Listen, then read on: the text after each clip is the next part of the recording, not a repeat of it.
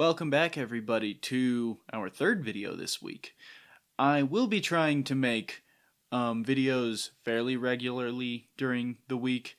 It may sometimes just be one video on Sunday, but I will be trying to go over multiple videos a day, or a week I should say, because honestly at the rate we're going through John right now, it's going to take a long while.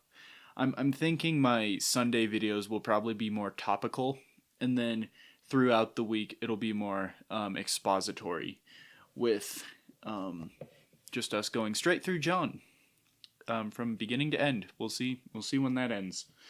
So today we'll be going over the Gospel of John, chapter 1, verse 10 through verse 13. I will be reading to you out of the New King James Version as usual. Here we go.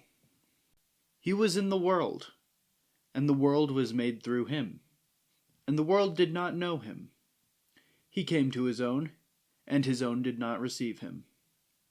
But as many as received him, to them he gave the right to become children of God, to those who believe in his name, who were born not of blood, nor of the will of the flesh, nor of the will of man, but of God.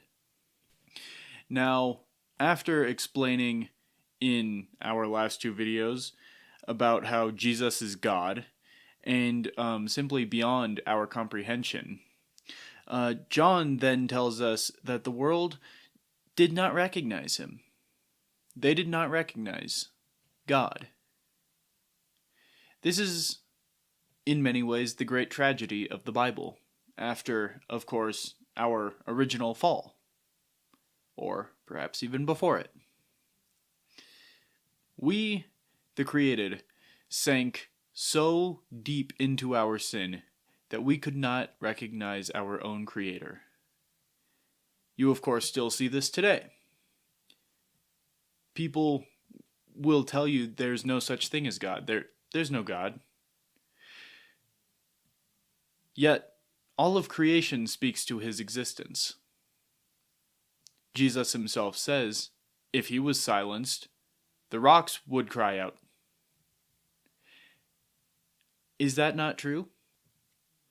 When you consider the amount of empty space that we have, even if you considered the odds of something coming from nothing to be 1 in a quadrillion, we should have, observing 1 square mile of space, we should be seeing something pop into existence, just a tiny little explosion, or however they believe the world began.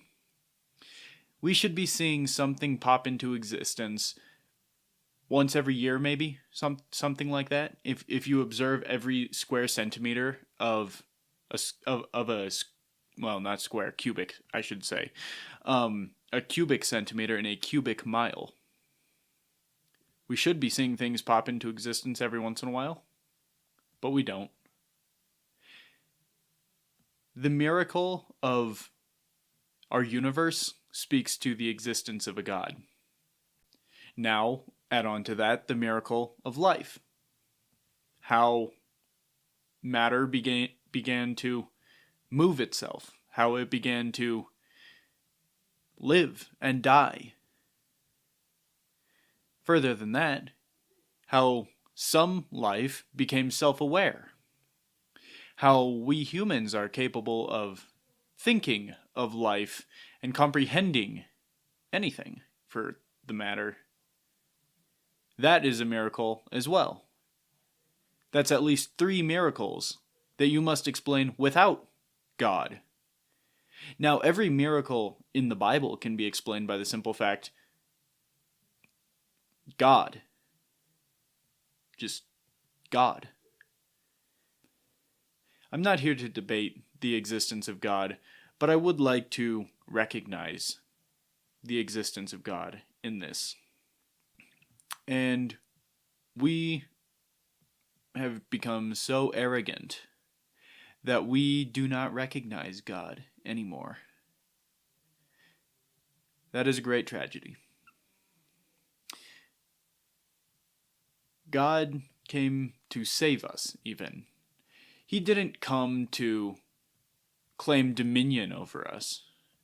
He came in the lowest form, a servant. He was born and placed in a manger immediately.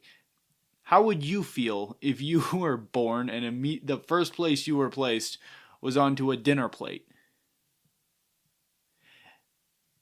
That is pretty humbling. Is this not fitting how we began by rejecting God as our God? As I said before in the last video, there are two worldviews, recognizing God as God or recognizing ourselves as God. The first worldview is what we were created with, but we chose the second. We chose to eat the fruit from the tree of the knowledge of good and evil, and we disobeyed God. We said, let ourselves become God. And that same mentality is what put Jesus on the cross. We had the chance to recognize God, but we didn't. Instead, Jesus was welcomed into the world by magi, people from the East, people to which Israel had been enslaved to. Collectively, we reject Jesus. However, individually, we can choose him. To those who individually choose him, we may call ourselves children of God. But to do that, we must choose him. We must choose God. There is no other way to salvation. There is nothing we can do on our own to reach salvation. This to me is the greatest proof that we follow the correct religion.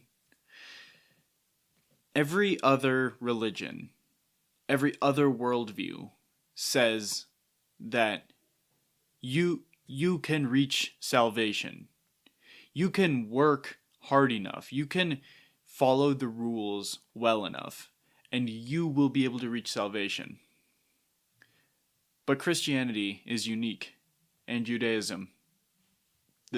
The two are one, more or less. They are unique in saying, no, you cannot reach salvation, but God can reach it for you. You can't pull yourself up this cliff, but God can reach a helping hand. This, of course, ties into my earlier point about only two worldviews. Either God is God and can save us, or we are gods and can save ourselves. You may say, well, I am an atheist, and I don't believe in a God. I don't even believe I'm a god. Okay, that's fine. But you recognize the world is messed up. That's something that everyone understands. Everyone understands that there is evil in the world.